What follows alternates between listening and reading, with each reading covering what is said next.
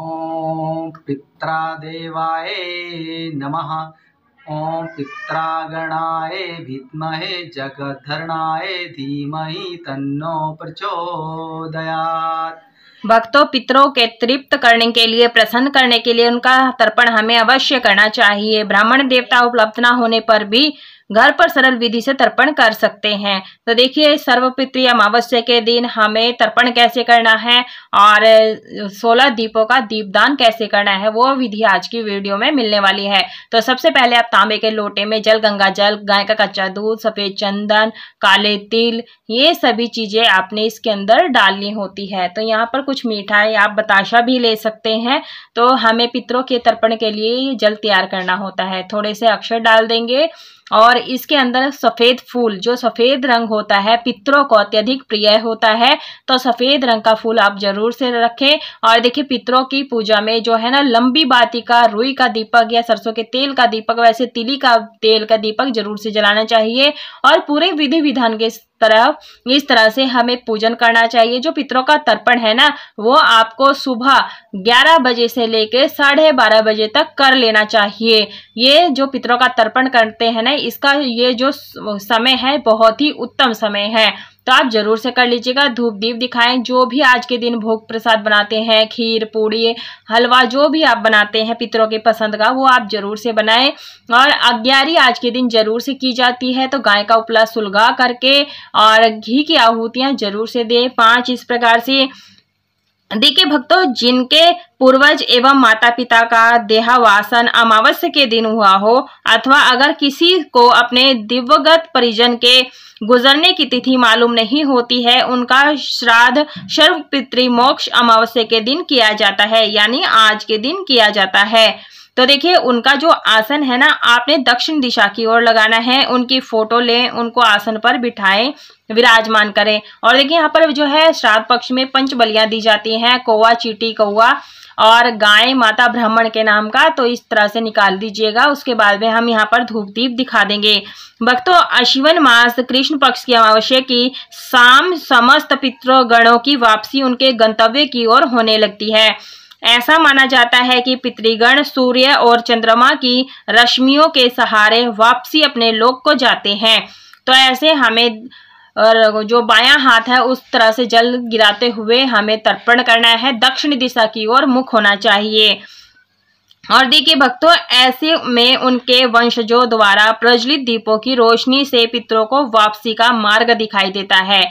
तो देखिए, जो हमें ये दीपक दान करना होता है शाम के समय गोधूली वेला में करना होता है। हम यहाँ पर नदी किनारे आए हैं और ये बज रहे हैं शाम के 6 बजे के आसपास मैं घर से निकली थी। तो जो कि सूर्य अस्त होने के बाद और सूर्य अस्त होने से पहले का समय होना चाहिए, तभी आपने ये दीपदान करना है। तो आप देख पा रहे होंगे, अभी हमारा जो गोधूली वेला है, हम नदी के पास आए हैं। और देखिए, पितरों का जो दीपक होता है आप वट वृक्ष के पास लगाएं, पीपल वृक्ष के पास लगाना है।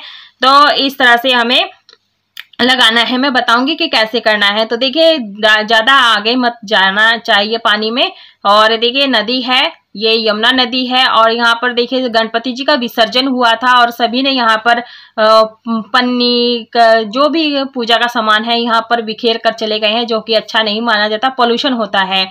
और देखिए, यहाँ पर हमें 16 दीप लंबी बाती का दीपक हमें मिट्टी का जलाना है। तो देखिए, ये नदी है, आप देख पा रहे होंगे। तो देखिए भक्तों, और वह आशीर्वाद के रूप में घर परिवार में सुख शांति प्रदान करते हैं, जिससे भाग्य में आने वाली बाधाएं दूर होती हैं। अतः सर्व विसर्जनीय अमावस्या के दिन शाम के समय पितरों को भोग लगा करके घर की दहलीज पर दीपक जलाकर प्रार्थना करनी चाहिए। हे पितृदेव, जाने अनजाने में जो भी भूल चूक हुई हो उसे क्षमा करें और हमें आशीर्वाद दे कि हम अपने जीवन को सुख शांति से निर्वाह कर सके। तो देखिए, हमने यहाँ पर फूलों का आसन देकर के 16 दीपक लगाए हैं। एक वट का पत्ता ले लिया है, उसके ऊपर हम सफेद मिठाई, चीनी, बताशा या कोई भी दूध से बनी हुई मिठाई ले सकते हैं। दीपकों का भी हमें पूजन करना है, उसके बाद में हमें दीपक प्रज्वलित करना है। तो हमने यहाँ पर रोली चंदन से टीका कर दिया है, मिठाई का भोग लगा देंगे। तो देखिए भक्तों, पितृ विसर्जनीय अमावस्या के दिन मध्याह्न काल में स्नान कर पितरों का, जो सकल पितरों का श्राद्ध तर्पण करना चाहिए, जैसे मैंने पहले दिखाया है। और यहाँ पर हमें सभी चीजों को मिनसना होता है, शुद्धिकरण करना था। सफेद फूल जरूर से अर्पित करें।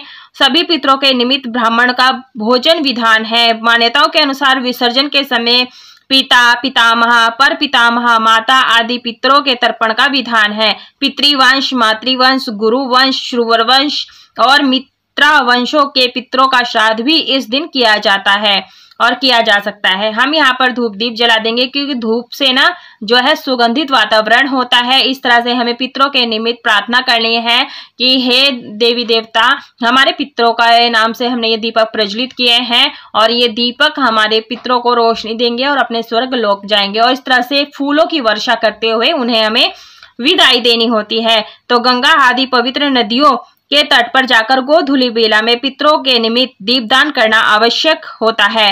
नगर में नदी ना हो तो पीपल वृक्ष के नीचे दीपक जलाए जा सकते हैं। दक्षिण दिशा की ओर दीपकों की लो रखकर 16 दीपक जलाने का विधान होता है। तो देखिए, इन दीपकों के पास पूरी, मिठाई, चावल, दक्षिणा आदि रख करके दोनों हाथ ऊपर रखकर दिशा की ओर फूलों जो पितरों की विदाई दी जाती है। श्वेत रंग के पुष्प छोड़ते हुए पितरों को 1 वर्ष के लिए विदा किया जाता है। शास्त्र कहते हैं कि पितरम प्रीतिमय प्रियंते सर्व देवता, अर्थात पितरों को प्रसन्न रहने के लिए ही सारे देवता प्रसन्न होते हैं।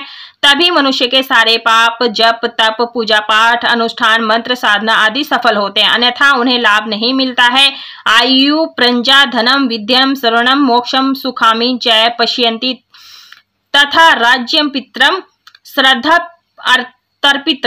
तो इस तरह से जो है अर्थात है श्राद्ध के तर्पित हुए पितर हमें आयु, संतान, धन, विद्या, स्वर्ण, मोक्ष, सुख तथा राज्य देते हैं। स्पष्ट है कि पितरों की कृपा से सब प्रकार की सुख, समृद्धि, सौभाग्य की प्राप्ति होती है।